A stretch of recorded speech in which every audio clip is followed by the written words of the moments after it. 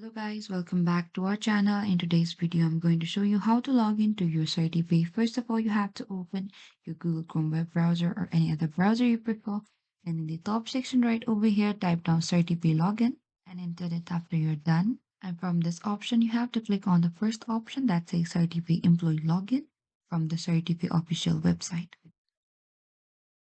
And after that, you will get into an interface like this where you are required with your company code, your username, and your password. And make sure you type down the correct form of your company code, username, and your password. And and then after, you can click on this login option in order to log into your CertiPay account.